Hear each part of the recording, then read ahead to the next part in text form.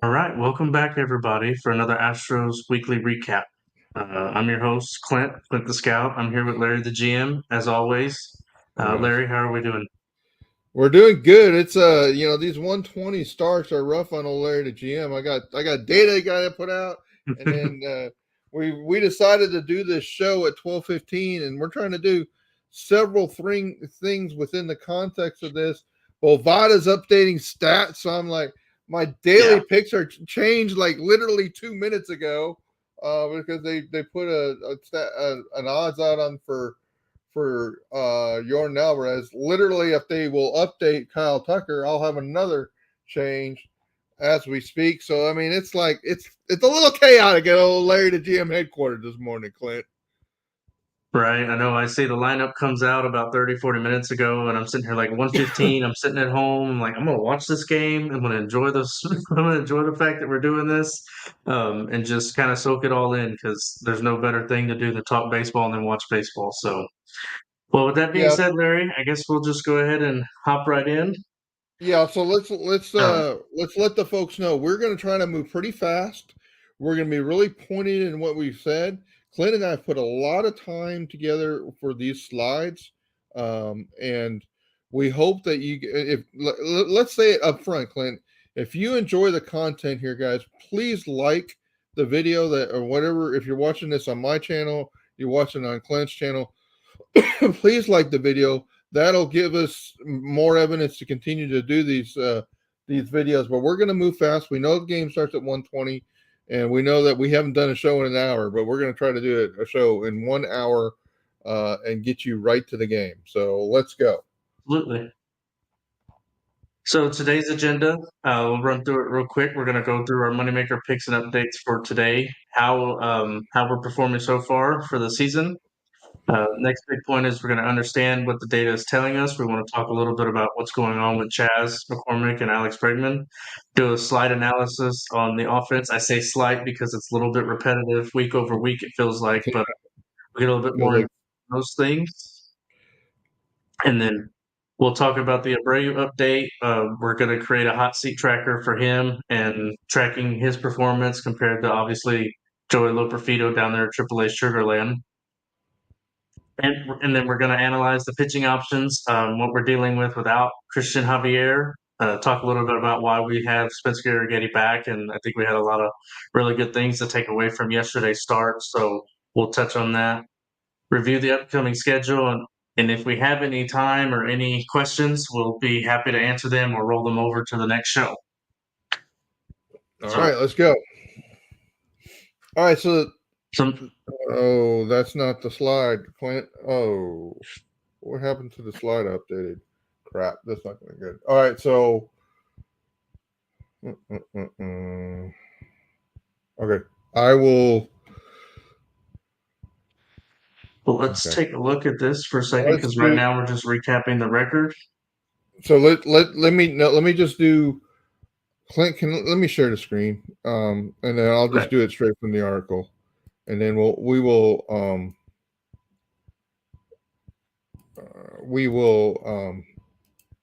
update the slide deck with that in there because I thought I got it in the slide deck.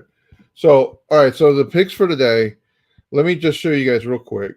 Here's the. This is exclude. You guys are getting into the moneymaker content today because we're doing two things at once. We're showing you the picks for the day for the game with the Cubs, and then we're gonna talk to you about the record. So the picks today, Justin Verlander versus the Cubs. Verlander's data from last year really good. He had a good year. Therefore, you can see the Cubs only projected to score 3.4 runs, and you see there's no dark red player on that far right column. That means there's no Larry the GM pick for the Cubs. I don't think any of these batters are going to do well, and it is if it was like Verlander's fourth or fifth start, we would be putting in our first pitcher pick because that 282 is really good, and we would be searching for exactly how we wanted to play Justin Verlander versus the Cubs today. All right, Jamison Talion versus the Astros. Talion had it was an okay pitcher last year. Had an xWOB of 330. He's so far this year, he's been very, very lucky as far as what his stats would indicate. His FIP is 3.67. That's very good. His ERA 2.11 is extremely good. That comes with a 231 BABIP, which indicates luck, and his xWOBA is 287, and I think there's a little bit of a WOBA gap there too.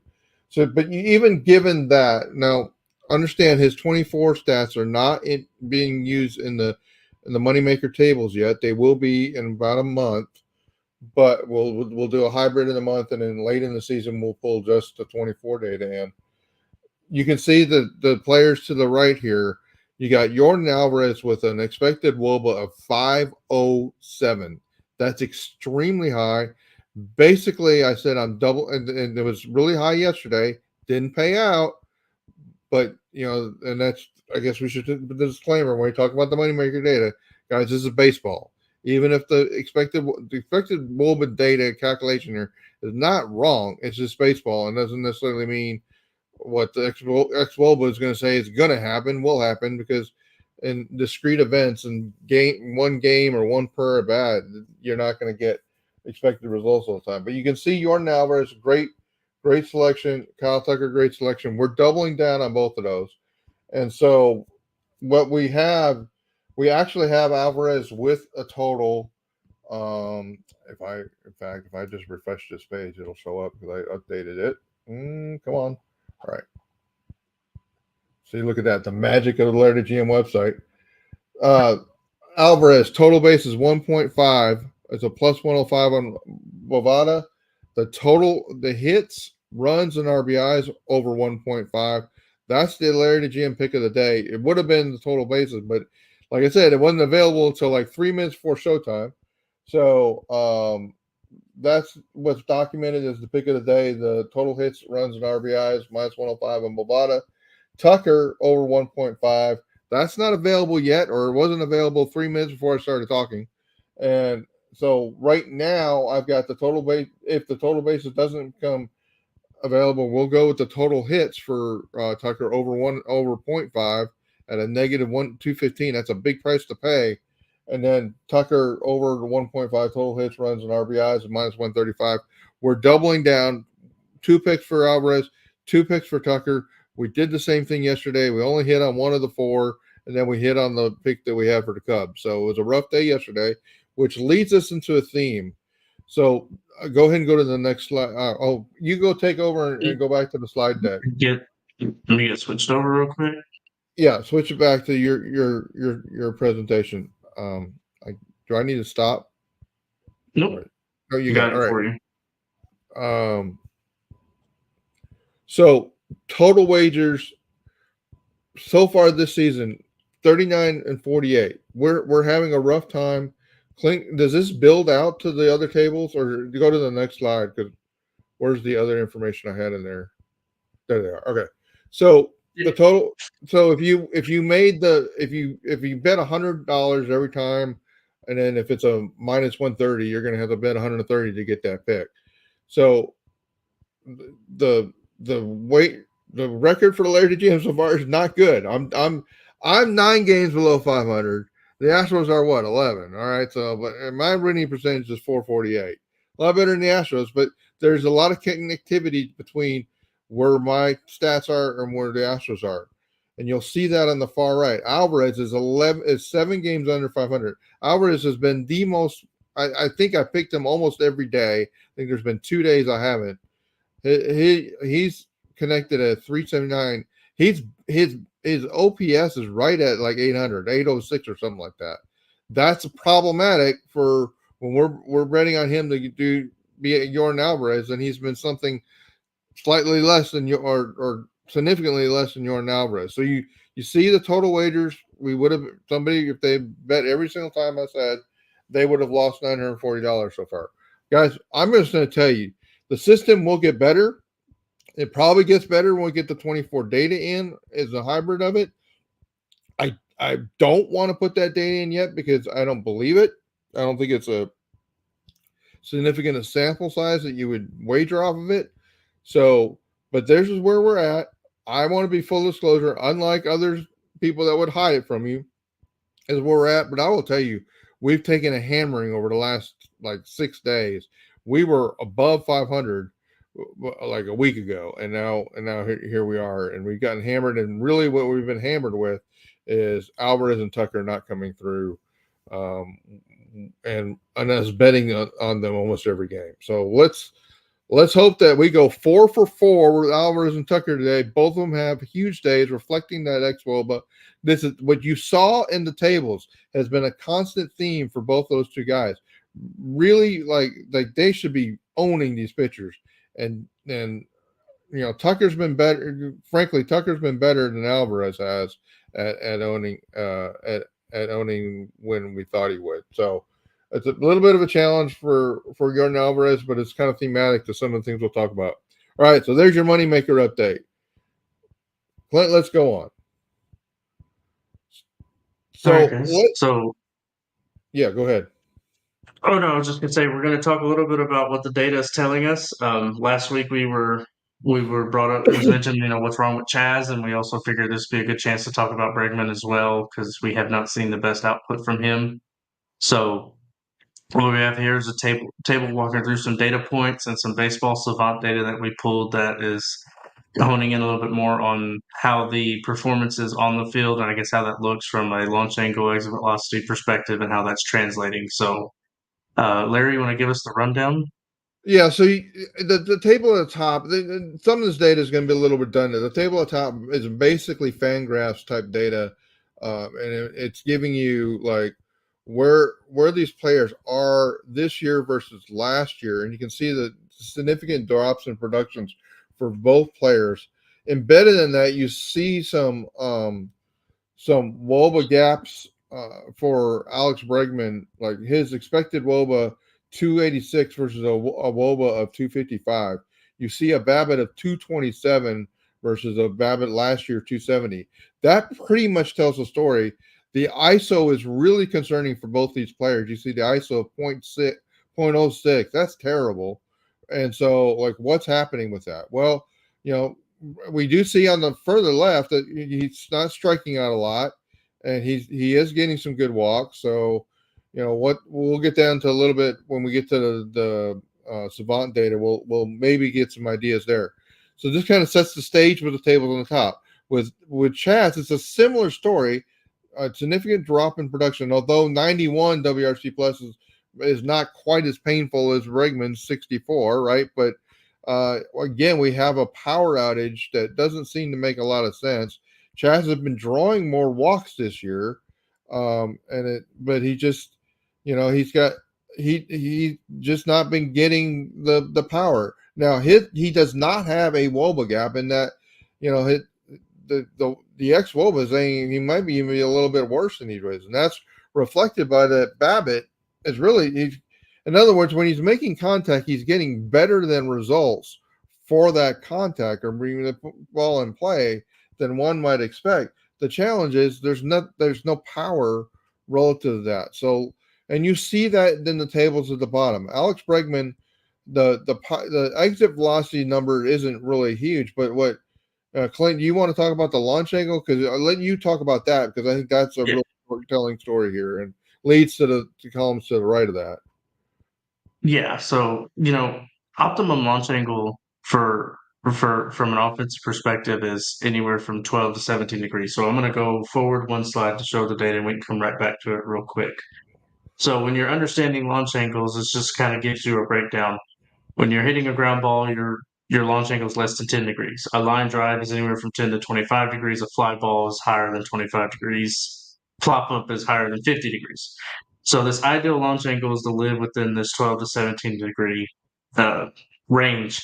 That usually typically means more solid contact and creating that flatter, ball flight that these guys are searching for. So let's go back a little bit and understanding where that 12 to 17 is, you know, ideally Bregman is still kind of teetering on that age, but this just starts to lean me towards there might be a little bit more of a mechanical approach or a mechanical breakdown that is causing him to kind of suffer from more pop-ups, and I see that all the time that comes up with folks all throughout Twitter and everything else is why he's popping up so much. So Launch angle obviously will create higher launch angle will create softer contact, so the hard hit contact is down. He's not bearing it up as much because launch angle is up, and then that obviously drops his barrel percentage per plate appearance. So there's a correlation anywhere from from launch angle all the way across to this barrel percentage, and we're in the similar space with Chaz as well. I mean, he's got a 5-degree average launch angle increase.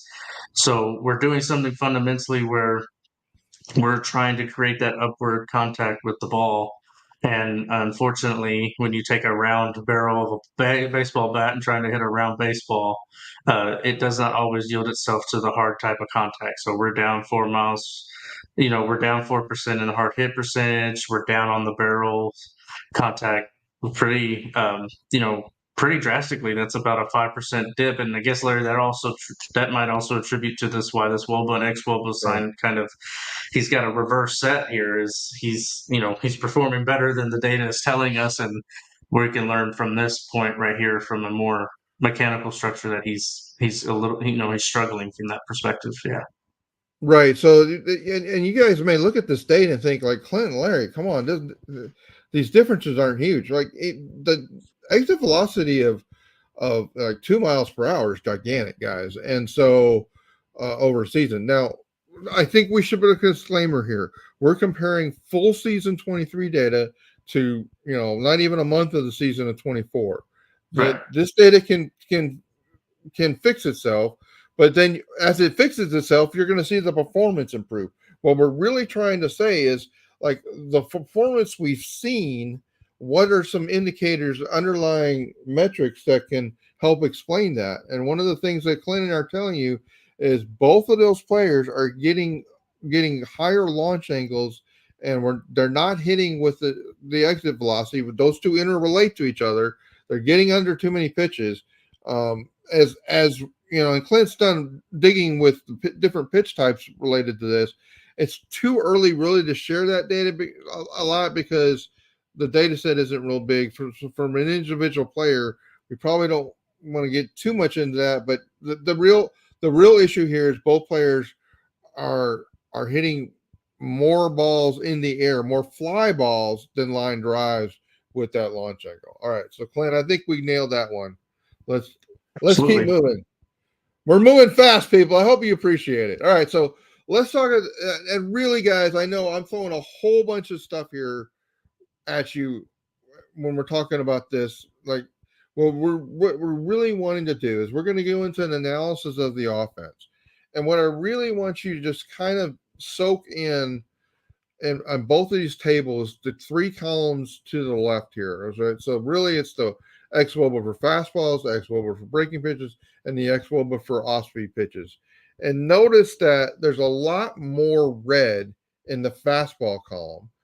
And there's more red in versus left-handed pitchers. That's the table to the left. Table on the right, obviously it makes sense. Left-handed pitchers on the left, right-handed pitchers on the right. You'll notice particularly in this right-handed pitcher table, the Astros lineup, which is very righty laden, right, doesn't do as well versus the breaking pitches in general and versus the off-speed pitches. And really versus right-handed pitchers, the one exception is Jordan Alvarez, who's great at everything. Well, he's left-handed and he's great at everything versus a right-handed pitcher.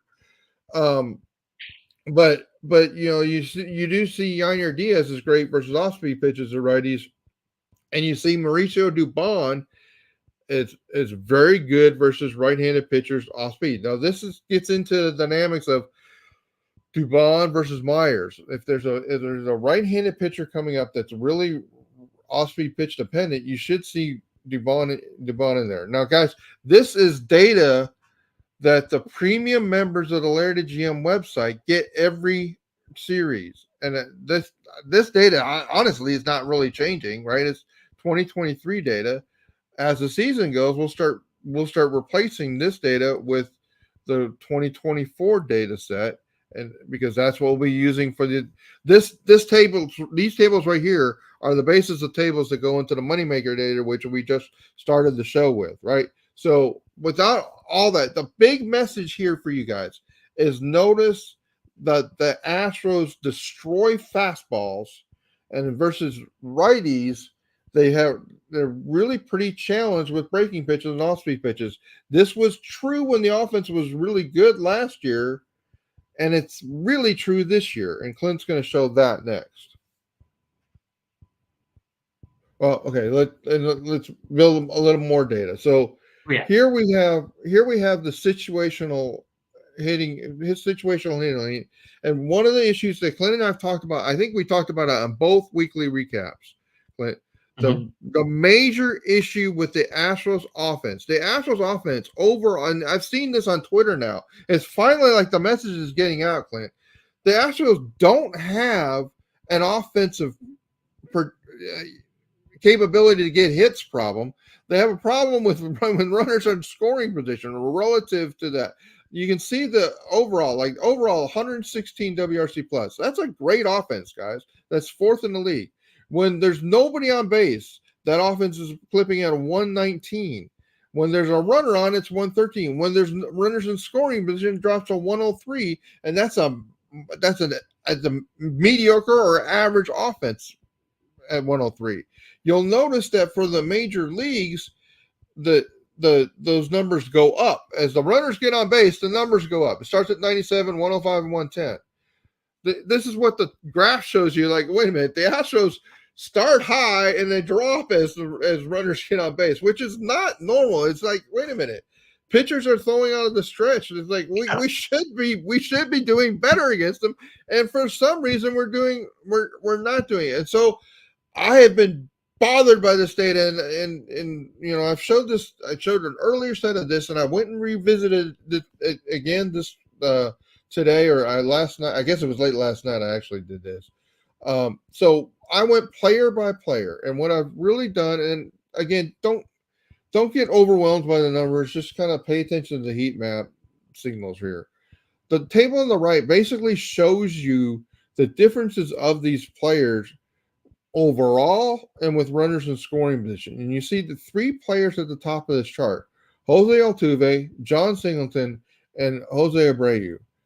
Clint, I don't know if you can read it better than I can. It's like negative 206. Sure. Yeah, you got a delta for Jose Altuve at negative 206, negative 142 for John Singleton, and negative 52 for Jose Abreu. So that's just calculating the variance between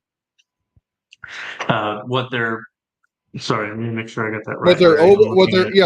What their overall WRC plus is minus what their like Jose Altuve is 196, right? And he's having an amazing year, and then get runners on base, and it's a negative 10 WRC plus. Guys, this is like we've got Lou Gehrig up there when overall, and we've got, I don't know, the worst player in the history of baseball up there when runners are in scoring position. It's like, Clint, this gets into your point about approach. Something is happening with Jose Altuve when he's up. Now, guys, I'm picking on Jose Altuve. I love Jose Altuve. All right, but let me deal with these bullet points that I've added to the slide. All right. Altuve, Singleton, and Abreu are a combined 2 for 43 with runners in scoring position. They have an 0.46 batting average. You rarely ever hear me quote batting average. I just want to make this super simple for folks. They're 2 for 43, the three of them. And guys, all of them are bad, okay? Altuve's got one hit, and Abreu's got one hit, and Singleton doesn't have any hits. 2 for 43. The rest of the team, including an 0 for 5 for Gray Kessinger. I said, throw it in there. It doesn't matter. The rest of the team is 56 for 185. They're hitting 303 as a team. It's not a team-wide runners in scoring position problem. In fact, the players at the bottom, Mauricio Dubon is a maniac when there's runners in scoring position right now. And Chas McCormick is doing good with runners in scoring position. Jake Myers is a plus with runners in scoring position. Kyle Tucker's in plus territory. It's the top three, and Yainer Diaz, honestly, And I went back into the minor league data. Yainer Diaz, since the moment he showed up in the major leagues, has not done relatively as good with runners in scoring position as he's done when there's not runners in scoring position. Now, I still think it's a statistical anomaly because that was not true in his minor league data. That's what I went and checked. But it's an interesting thought exercise when you look at this table, Clint. Like, let's get Yainer Diaz out of a runners in scoring position portion of the lineup. Let's move him to 2. That's what this tells to me. Like, you know what? Let's take advantage of Yainer Diaz and move him to 2. I just gave you a little preview of what Clint and I are going to talk about next week related to lineup construction. But that we will be referring to this table and what the current status is a week from now when we do that exercise. But guys, this is the problem. And guys, the team I don't know what can be done with Altuve. There's got to be some coaching. Like, Jose, are you trying to hit 7-run home runs when there's runners in scoring position? Just be you make good contact, and because you see the BABIP numbers are horrible for those top 3 players when there's runners in scoring position, and Jose Altuve is getting hits like a maniac. So there you go. That's the runners in scoring position issue in a nutshell. And it really is 3 players. And okay, if you want to say it also includes Diaz, but Diaz's number at least is a acceptable, or a below average performing player with runners in scoring position. That's not what's destroying the offense. It's the top 3 that are destroying the offense with negative WRC pluses. All right, Clint, I just rambled, but go ahead. Tell the No, people. you're good. I think this data is great, and you seeing this, everybody seeing this chart can kind of help understand why. Obviously, time is everything, but where these hitters are at, why the order construction is so valuable. But as we'll move into the next slide as well, because what I want to highlight is we see a lot of blue when it comes to changes overall. With runners on compared to no runners on, but one thing I wanted to was thinking about when we talked about this, Larry, is there any pitch distribution changes whether we have runners on or not? And what this data is telling us is, the Astros without runners on is a 55% fastball. They see fastballs 55% of the time. Runners in scoring position, it's about the same. Right. So it's not much different. I mean, if you look at this, there's not much of a change. And MLB-wide, now this MLB area is all other teams outside of Houston, obviously, they're not seeing that much of a change either in the pitches that they're coming up Right. with. But what we're seeing is this Astros team that feasts on fastballs all of a sudden just drastically struggles and looks like they will potentially struggle more against fastballs with runners in scoring positions. So that's what leads me into that whole concept of what is the philosophy when we approach the situations? Runner on second and third, 1 out, runner on third, 2 outs, runner on second, 1 out, all those things. And, is it become so simplified that we're going to swing one way and try to eliminate any risk of not being able to hit it out of the park? Or are we just going to start finding ways to drive the baseball the other way and play a little bit more of the game, I guess, the way it was played and how it should have been played in certain situations? So, Yeah, I Larry, I'd, mean, I'd love to get your input on that as well, but I feel like I have more questions than I can come up with on what they're doing mentally. Yeah, I mean, what's interesting on this data, really interesting, is you look at the off-speed pitches, both in the MLB and for the Astros, right? And the Astros, it's almost like the Astros totally negate the fact that an off-speed pitch could be coming with Yeah. runners in scoring position, right? And if one comes, they're completely incapable of hitting it. That's what both the WOBA number and the ex-WOBA number say. Now, what's interesting about that in the major leagues, it's not too dissimilar of a result. It's just like way better than the Astros are.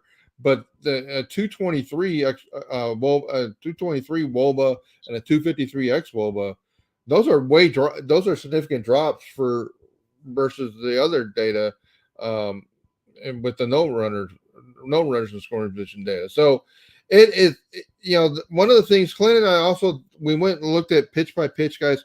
It's too early to really be digging in Yeah. pitch by pitch. So we're giving you, one of the things maybe people don't appreciate, Clint, is we do a lot of care to make sure we're presenting data that is enough of a sample size that we feel that it's at least representative of performance.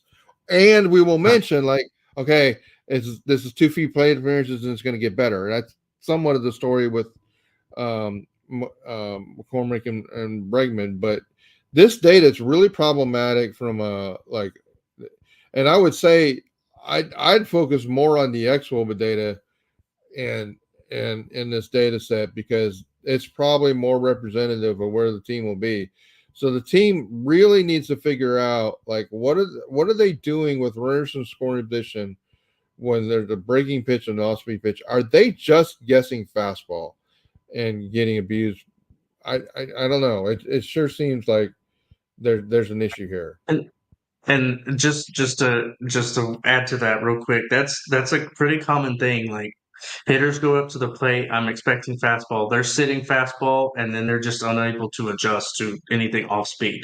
They have a little bit better chance with breaking because obviously breaking is a little bit faster. But one other tidbit I just want to throw in here, Larry, not to cut you off, is this type of data explains why you might see the Astros pitchers throwing more off speed compared to other stuff. Right. It's like Ronald Blanco and Christian Javier throwing changeups more in comparison. We talked about that in one recap. This also just starts to translate. I believe they're looking at this data, or this data is symbolic of them understanding what hitters are more and less inclined to make contact with and to drive. And so, Well, fascinating stuff to get from all of it. right, and also builds into to the overall decline of fastball percentage that's been happening for like 20 years now, guys. And the number of fastballs that are being thrown in the major leagues is steadily dropped, with more and more sliders taking its place. Yeah. So Brandon gives And us a good comment here, Clint, that this may be a situation where we got to think philosophically about more small ball and try to. I mean, Brandon, the way I'm translating that, especially when we look at the Altuve data, I just think Altuve loves you, Houston Astros yeah, fans, and he loves this team. And I think he's trying, and he knows he's in a good groove overall hitting wise.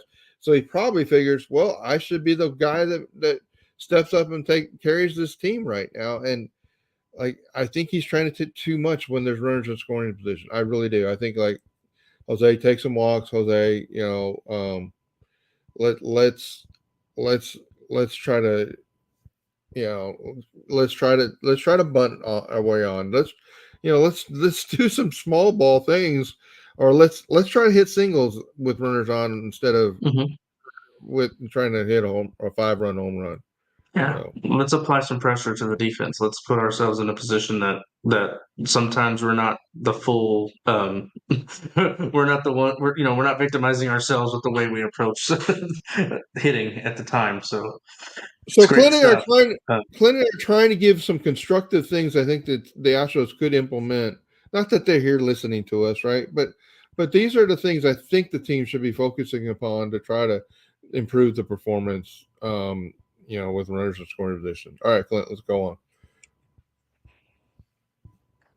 so All let's right, talk about Jose Abreu and Joey Loperfido. all right. So I've given you guys the link here, and so there's a bunch of dynamics going on. So that the link here, or you can go to the Larry the GM website. It's a free article. We're going to continue to update the Abreu Loperfido hot seat tracker as long as we need to continue to talk about the hot seat related to Jose Abreu. I created a paradigm or a universe where I was trying to describe the fan dissatisfaction based on at least a perceived difference between player performances. Now I labeled that WOBA and ex-WOBA. Um, the numbers are just really just reflecting. It can be OPS, it could be whatever, right? The Thank you for that, Brandon. I really think that this team should go get Cooper, and I'll show you why before we're done with this. So the point is, the bigger the gap between player A and player B, in performance or perceived performance, um, that's the greater level of dissatisfaction. So the more red, more purple is the greater level of dissatisfaction. It's the hot side of the hot seat. Green and blue, cold side of the hot seat. So what I did is I compare Abreu and Loperfido. Okay, guys. Full disclosure: the Baseball Savant website has an issue with the ex-WOBA data for MILB players. I can't do anything about that. I am not going to go calculate ex-WOBA for all these players. There are some people out there doing it that say his ex-WOBA is actually in the 400s. Um, I will I will be glad for the day that the Baseball Savant people figure out what's going on with their minor league data. You give us that ex-WOBA number. Um, Currently, his WOBA number is 430. So you can see on the WOBA side of the hot seat tracker, Loperfido versus Abreu, and I think this is a reflection of what this fan base is. It's purple. It's like we want to see Loperfido. All right, well, guys, what I've been saying all season is like, well, wait a minute, his ex-WOBA number is really low, and I think that has to do with his strikeouts. It also has to do with maybe the calculation's not right. All right. So when it gets right, I'll be more descriptive. But I'm going to tell you, I think the teams are looking at expected results when they make these decisions. Okay. And how do I know that? Well, you see in the article, I give you the chart for Maldi versus Diaz last year, and you see kind of where the fan base was related that, and it was reflective of the performance and how Diaz kept getting better as the year went on, and then he kind of leveled out near the end. So, uh, the other part of this though is we don't necessarily have to just focus on Loperfido. We can how is Singleton doing relative to Abreu? How is Gary Cooper, who just got released, doing by the Cubs? Oddly enough, how is he doing? How was he doing? Now, Gary Cooper was really good, doing really well for the Cubs. The problem is he's mainly a DH, and so I think there's way you could probably, he's the DH and he's right-handed, so I could see a way that you could platoon him and Singleton, and you would have to live with what some may argue is pretty poor performance defensively at first base. Although I'm not sure Abreu is going to give us any better than that. And I'm not really sure how Loperfido, who's not really come up as a first baseman, is going to do much better than that. But here's the point: if you look at the data for Singleton this year versus Abreu and Cooper this year versus Abreu, Cooper is a purple. It is like, go get this guy, go sign him, sign him to the minimum, have him come here. You can literally promise Gary Cooper starting first base job, and at least 60-70% of the time you can come here, you can rehabilitate and be in a position that you'll get a good contract next year, because you'll be a key difference. Now, that would require the Astros to do the expensive thing, and I've written about this multiple times. They're going to be real hesitant not to do that expensive thing, and they want to fix Abreu. Guys, I'm not. I got a really nasty email in the last 48 hours, and I don't know why people are emailing me, acting like I'm the one that's holding back the decision of Abreu. I'm reflecting to you what's happening with the team, and you may not like that. You can blame me for the way that Jim Crane wants to spend his money, but the realities are, it is what it is. This table also says that Singleton is a play over Abreu, and Singleton's playing again today. So I think we're going to see more Singleton. That's basically what the GM said. Dana Brown said we're going to see more Singleton versus righties, and so I expect that's what's going to do, and we're going to find out. Is Singleton really, is he really a 292, 287 WOBA type player? If so, that's not good enough. Or is he? A couple of weeks ago he was in the 300. So whatever it is, even at 290, he's a dramatic improvement over where Jose Abreu is. And, Jose Abreu have an eyesight issue. I've said that all last year. Um, or is it, is it just the fact he's 37 and it's at the end of the rope? Guys, Clint and I have been on this all season long, and I wanted to create a tracker that'll be an easy way for us to see it. Basically, you'll be able to glance at the tracker and know where these comparisons are. Red or purple means we should be making a change, and green or blue means change is not imminent. And then you see the colors in between. So, last year there was no reason to bring up Loperfido. He wasn't ready, and it wouldn't have been that much of an upgrade, if at all, versus Abreu. Now, Singleton would have been a slight improvement, and I think that's why they brought in Singleton to take some pressure off of Abreu, and then Abreu started hitting. So, all right, there you go, Clint. That's the official Abreu hot seat tracker. Yep. All right, So so we'll switch gears and head into pitching, right? And so we'll talk about what we're going to do and what we can expect with Javier being out. So Larry, I just want to start off by saying I was not surprised Arrighetti came back. I thought he had a lot of good flashes, and then obviously yesterday was a good was yeah, a good sign. I mean, he struck out 7 over 4 and plus innings. So it's good. And they need an arm like that. They need somebody with a little bit more of a strikeout. Who could be a little bit more strikeout oriented. So yeah, that Aaron Getty start yesterday was really emblematic of everything he's faced since he's yeah, been in the league. So, okay, guys, what this is, again, this is a pull from the data on the Larry GM. This is from the premium article. I'm not trying to sell you guys on a premium subscription to Larry GM, but I just feel like you're a smarter fan if you have this information in front of you. They pull this data from the tables that go into the premium article every time we have a series, and this is where the status of the pitching staff right now. You see see all the guys that are on the injured reserve at the bottom of the stable, and how we've got Fromber B plus and Lance McCullers a B minus. Now those grading scales are just Larry applying a grading scale to the projected FIP number. Now Fromber is Mark said in the chat he's starting on Saturday, so I think that helps, right? He'll be back in the starting rotation, and even just having somebody that can give us 6 innings will help the bullpen significantly. So you see where they are with the grades, and you see today, guys, this starting rotation is really not that good. I mean, it's just not.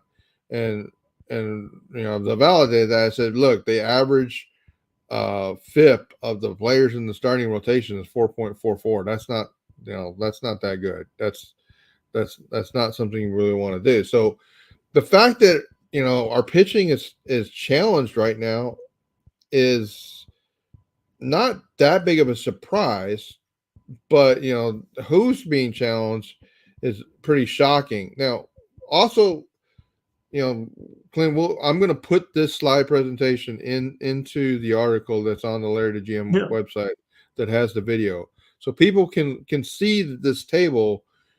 You'll notice that Josh Hader and Ryan Presley, the FIPS are actually really good for those two pitchers. And it's like, well, Larry, they suck. Well, okay.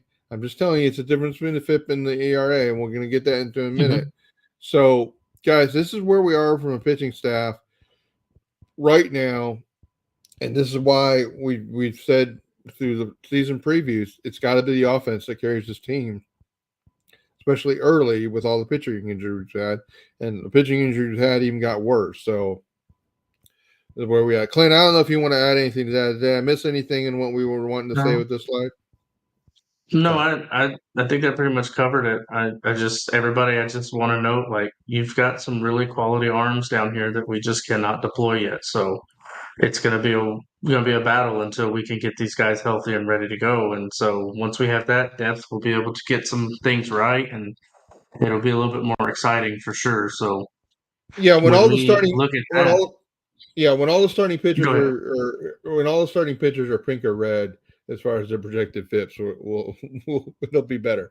So this is the Yeah. interesting thing. So when you look at the data, and I just quoted you an ERA versus a FIP, and that it almost correlates really closely to the BABIPs they've seen. Now, guys, we are early in the season. Some of these inning pitch totals are not.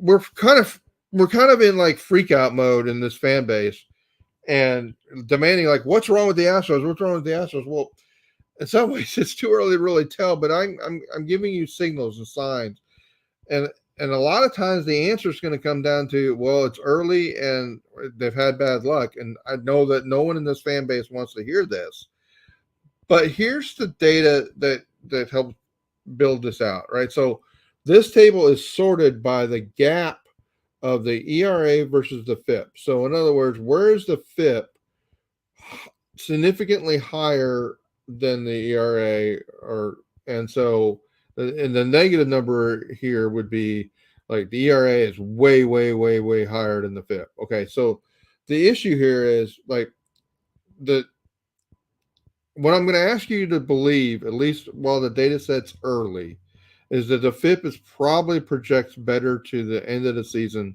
statistics. There's a reason I say that because it's generally been true multiple seasons.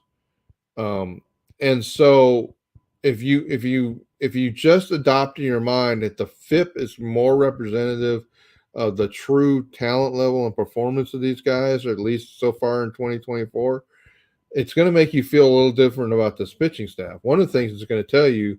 So really, I separated the pitchers into two categories: pitchers that should get better if we believe what I just said, and the pitchers there's a warning sign out relative. So the first warning is Montero at the top of this table, who's everybody's going to tell you is probably the best reliever in the bullpen right now, except this FIP tells you he's not. And that really is because his BABIP is he's been tremendously lucky as far as the BABIP goes. That's what those three numbers put together tell you. And so that gap number is a warning sign. Christian Javier has a little bit of the same luck issue. Ronel Blanco's got the luck issue, and now even if those guys settled out to where their FIPS are, they'd still be good. I think everybody would be happy if Ronel Blanco pitched the rest of the season at 3.34 FIP/ERA. That'd be great. And if Christian Javier gave us 3.59, that'd be great. So, no problem there. Brian Abreu is the one that's the really warning sign as far as the pitching staff. Brian Abreu has an ERA of 4.91. That's not good. And the worst news is he's getting that the balls are getting hit hard. It's not a luck issue for Brian Abreu. He's got a 321 BABIP, and the FIP is even worse, 6.7. So the FIP is indicating like there's something going on with Brian Abreu, and I don't know what it is. And now, Clint, that probably goes back to our previous discussions. I think it was last week or the week before about the way these guys are getting hit. The sliders are getting hit. Maybe there's something there, but Brian Abreu is probably the most challenging player on this entire list for me. Okay, so I started with the bad news. I want to go back to the top part of this table because I want to start with the good news, and this is the whole Arrighetti of it all. Arrighetti has an ERA of 10.97 as I calculated it last night, and his FIP is 3.81.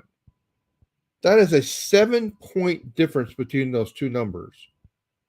Even if the FIP is kind of wrong and he's going to pitch to a 4.5 to 4.7, for your number 7 or 8, or even, I don't know, Arrighetti may be the 8th or 9th starter if we had everybody healthy. If your 8th starter is able to pitch to a 4.8 ERA, that's pretty dang good. Mm-hmm. The BABIP on Arrighetti is 500, right? That's an unsustainably high number. He's not going to get balls are not going to get hit at a BABIP of 500 the rest of the year. It's just not going to happen. So Arrighetti, like his start yesterday was not a good start from an ERA standpoint.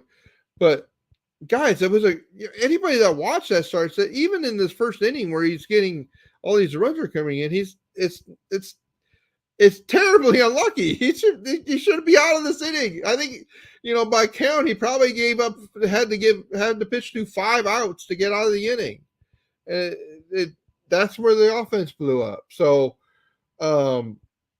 the other players at the bottom of this table are also very interesting.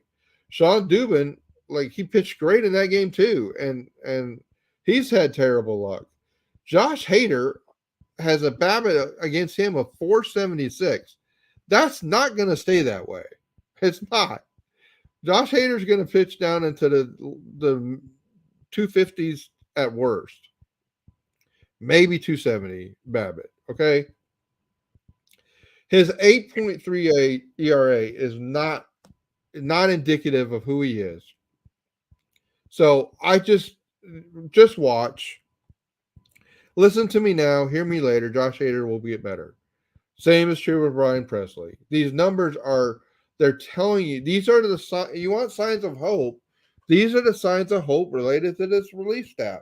The two biggest guns in our bullpen are being abused with bad BABIP luck, and their ERAs are not reflective of how well they've pitched, and they're going to be better. They're going to be better. And that's, no kidding, Larry. Our all-star level relief pitchers are not going to pitch like the worst relievers in the league anymore. Okay, good. Thanks for that, Larry. Great analysis. Well, okay, but I'm trying to tell you how much this fan base is in crazy zone about being upset. Guys, some of these things are just bad luck. Hunter Brown, similarly, guys, Hunter Brown, 9.68. He's not pitched like an ERA or to a pitcher that has an ERA of 9.68. Yes, 5.4 is not great either. Okay, I'm not claiming it is, but it's a hell of a lot better than the 9.68. And he's going to give you 3 or 4 innings like that. So, is Hunter Brown really a 9.68? Is he even really a 5.48? Neither one of those numbers are even close to what he's projected to be this year. I'm going to believe that once the BABIP comes down, things are going to start looking dramatically better for Hunter Brown as well. France is a little bit more of a concern, just because that ERA number and that FIP number, there's a spread there. The BABIP's not sky high, so you kind of do wonder, is France really is he really a 5+ ERA pitcher? Yeah. And that, guys, that wouldn't be that big of a shock, but if JP France is your number 6th, 7th starter on this team, and that's what he gives you and gives you some good innings, then it's not horrible. This offense is going to have to win games when the starter is pitching to when the pitchers give up 4 or 5 runs a game. This offense is going to have to be able to outslug teams, and that's why we started with the offense, in my opinion. Yeah. And my only caveat to that, or add into that, is when you're looking at Hader, you're looking at Presley, you're looking at these BABIP numbers, you're factoring in bad luck to the sample size and everything. So don't overreact to these big highlights that we're seeing against our better players, our better pitchers, when they're going to play more to their level that we've seen, I guess, year over year beforehand. So I've been concerned about Hunter Brown. It seemed like he was a guy that was projected to be very, very effective, and it hasn't been there. So we come back to the whole point of what's happening behind the plate with the catchers, setup wise or anything. And then we come back to, is he healthy? I think that's just a good question. But Larry, I think it's just bona fide. We just gotta calm down a little bit and let things work out. It's just not working out right now. Right. Maybe there's a little bit of projecting in what I'm trying to say here, because the messaging I've heard from this team, from team officials and the players, they're pressing, and I would submit to you what we went through in the batting side screams out of players trying too hard, not players that aren't trying enough. And every time I've gotten into discussion with somebody on Twitter Space or on Twitter, like, oh, they don't care, they're not just trying. I think it's 100%, 180 degrees opposite of that. I think they're trying too hard, and they're getting beaten down. That's my worry is that the results haven't been there. It's really a bad luck issue, and I mean, we've been down this road with Kyle Tucker in previous seasons where he starts out really slow, but the ex-WOBA data says he's still great, and you just have to believe in the contact, and you have to believe that hey, these Mhm. pitchers are not near as bad as they've shown. And Brandon asked us, would I send France? So would we send France down instead of Spencer Arrighetti? I don't know the answer to that. It may just be like it may just be come down to the next couple start, next start. Well, I I think guess for me, Larry, that one's got to go on Saturday. What do you think, Clint? um, obviously I've been looking at options and who has them available and what you're comfortable with. I personally could see I personally could see it happening only just due to what's going to come up with Fromber, but we're going to have some interesting conversations as the injuries, as those guys get healthier to figure out what they're really going to do to Right. navigate the rotation and then obviously build in their bullpen to bridge the gap. And that might be a really good spot for Larry and I to start working towards trying to understand, like, who has the most value in a long relief position compared to others. So I I mean, don't know where the options stand on him, but that might be a very good possibility. you might want to run a circuit between Seth Martinez and Sean Dubin and whoever's more. I I I don't know.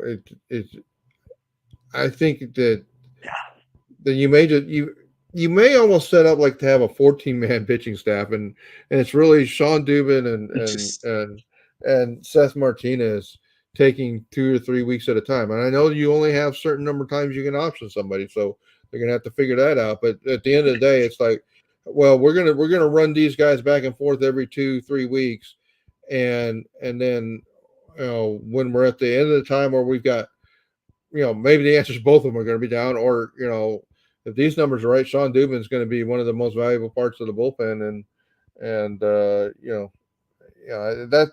that may be the other approach to it. Now, yep. uh, I think Well, what's interesting is when we get all these starters back, we're going to have a lot of these kind of discussions. Who's going down, and you're also going to see, Clint. We talked about this before.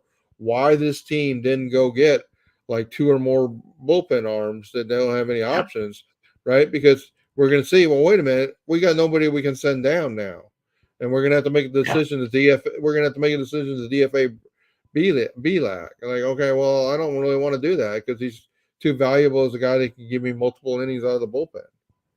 So yep. that's where we're headed. All right, so the upcoming schedule, we got the Cubs game here in 6 minutes. We did it. We did it, Clint. We powered Yes, through, we did. and then we go. Then the Astros will go play the Rockies in Mexico City for 2 games. That should be a really like if the offense doesn't hit, then I don't know, guys. We should get some cheap home runs. That's what the the Yeah, the elevation in Mexico City should help. And then we've got a potentially really challenging series with the Guardians, who are I mean I haven't checked the Guardians record lately, but they were playing way over what their projections were. So we'll see how that plays yeah. out. That's what we got until we meet again. Now you notice there's a lot of off days. The Astros have a lot of off days because they got an off day Mhm. before we go to Mexico City and an off day coming back from Mexico City. So Yeah. um, fun times And ahead. I just think, I enjoy it, Larry. This is always fun, and I always feel like every time we do a recap, we end up with two or three more things we need to make another video on and talk about. So it's great. And guys, obviously, if you enjoyed watching, enjoyed what we had to bring to the table, give us a like, follow, subscribe to our channels. Go to LarryTheGM.com, subscribe. You want to place bets, you want to do all those things. Pay up for the Moneymaker content. It's worth it. I know it doesn't sound like it right now, but baseball does this. It's going to take a little bit of time for these guys to kind of work their way through it. And I guess we're back to that same old saying, Larry. It's early. Right. Well, and guys, let me be quite frank with you. When you're subscribing either premium data or Moneymaker data, I'm trying to give you something for the value. But I hope you realize what you're really doing is supporting the Larry the GM website, and the fact that you appreciate the fact that Clint and I come here and we're not just spewing out a bunch of opinions. We're bringing you into a world of the data that's backing up the opinions we have, and we're asking you to explore that data with us. You may reach other conclusions based on the data. And if you do, I would love to hear those and bounce back. But for me, I want to analyze this game that I love based on a set of parameters and opinion and data that leads us to. So Brandon, comment on that. Trey Gabbage is going to Mexico. Is he getting called up as a 27th player? Is that official? Did that happen? It's like I'm checking Can you check that? the Twitter feed to see what I can find. Yeah, that's what the roster resource. Okay, so he's going to be the 27th Okay. man. So the Astros are telling you maybe. Okay, so Clint, maybe I need to go back in the slide deck and put the Trey Cabbage into the tracker there too to help explain. Trey Cabbage a little less risk than Yeah. Loperfido. He's been in the major leagues before. Maybe the team is making a decision. I mean, to give credit to the guys on Orange Bloods if they're watching. I put a lot of my links on the Orange Bloods site.